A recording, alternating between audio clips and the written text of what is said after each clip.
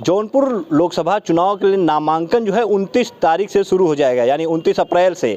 और अब जिस तरह से बीजेपी ने कृपाशंकर सिंह को मैदान में पहले ही उतार दिया था, समाजवादी पार्टी ने बाबू सिंह कुशवाहा को मैदान में उतार दिया है, लेकिन अभी भी लोगों की निगाहें धनंजय सिंह पर टिकी हुई हैं।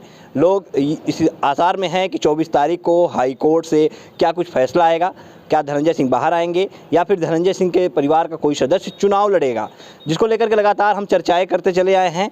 एक बार फिर से ये सवाल उठ रहा है क्योंकि सपा ने पत्ते खोल दिए लोगों को। लोग ये सोच रहे थे कि शायद समाजवादी पार्टी धनंजय सिंह का इंतजार कर रही है, लेकिन समाजवादी पार्टी ने बाबू सिंह कुशवाहा पे दाव लगा दिया। अब बचती है बसपा। सवाल ये उठता है कि क्या बसपा जो हाथी है उसकी सवारी धनंजय सिंह करेंगे एक बार फिर से, या फिर उनके घर का कोई सदस्य बसपा की हाथी की सवारी करेगा। इसको लेकर के चर्चा करने के लिए हमारे साथ हसनैन कमर दीपू जी हैं, जो कि वरिष्ठ पत्रकार हैं और लगातार जो है आप इनको देखते रहते हैं। दीपू जी, बहुत बहुत स्वागत है आपका एक बार फिर से। जी धन्यवाद राजन जी। जिस तरह से कमल के प्रत्याशी आ गए, सपा की साइकिल लेके बाबू सिंह कुशवाहा आ गए, लेकिन सवाल वही उठता है कि धनंजय सिंह कहाँ जाएंगे और ये बसपा की हाथी पे सवार कौन होगा। जी हाँ, जहाँ तक मेरा मानना है और जो मेरे सूत्र बता रहे हैं, हाथी की सवारी मिल गई है, लखनऊ में है, हाथी तैयार है और उस पर सवार होकर के पूर्व सांसद धनंजय सिंह के पिता राजदेव सिंह जी, जो कि बसपा के पूर्व विधायक हैं, यहाँ पर किसी भी वक्त वो आ सकते हैं। क्योंकि जो समीकरण हैं, जो जौनपुर की राजनीति है, जो चक्रव्यूह है, उसको भेदने में अगर कोई माहिर है तो पूर्व सांसद धनंजय सिंह।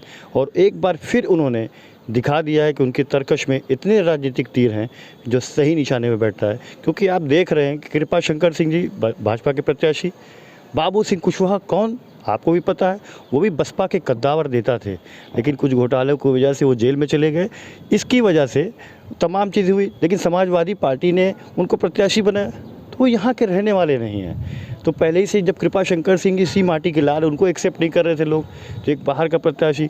तो ऐसे में बहन कुमारी मायावती जी को ये लगा कि नहीं कुछ तो है, तो इसीलिए उन्होंने अपनी हाथी पर लगभग उनके पिता राजदेव सिंह को बैठाने की तैयारी कर ली। किसी भी वक्त घोषणा हो सकती है। हालांकि ये चर्चा थी कि धनंजय सिंह की पत्नी श्रीकला धनंजय सिंह चुनाव लड़ेंगी, क्योंकि वो ज़िला पंचायत अध्यक्ष हैं और जिस तरीके से वो क्षेत्र में निकली प्रचार करने के, तभी मैंने आपसे कहा था कि ये दल अभी तय नहीं है, चाहे समाजवादी पार्टी हो चाहे बसपा हो, चुनाव तो लड़ेंगे ही।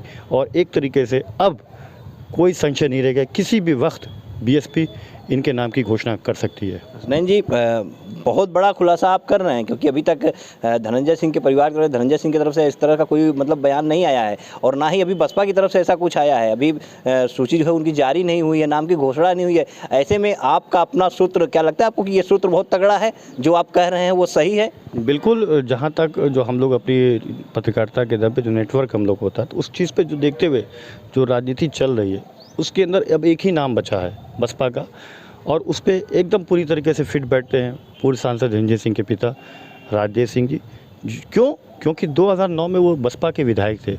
आप देखिए जो समीकरण हैं, जनता चाहती कि हमारे बीच का कोई नेता हो, हमारे यहाँ का रहने का, सुख दुख का रहने का साथी।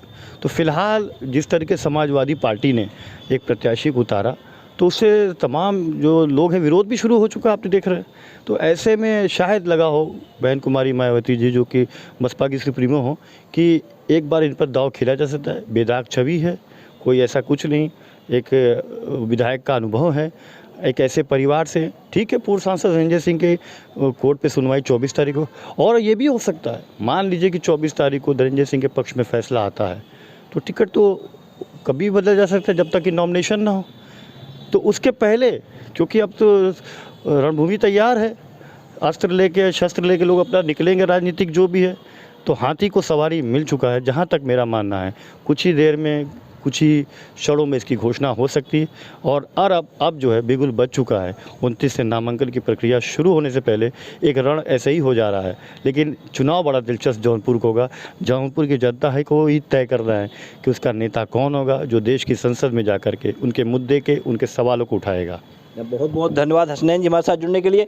तो ये वरिष्ठ पत्रकार हसनैन कमर दीपू जी हैं, जिन्होंने एक बड़ा खुलासा अपने सूत्र के जरिए से किया कि किस तरह से जो है बसपा की हाथी को सवारी मिल गई है और धनंजय सिंह के पिता राजदेव सिंह जी वो जो है चुनावी मैदान में आने वाले हैं, बसपा की हाथी की सवारी करने वाले हैं।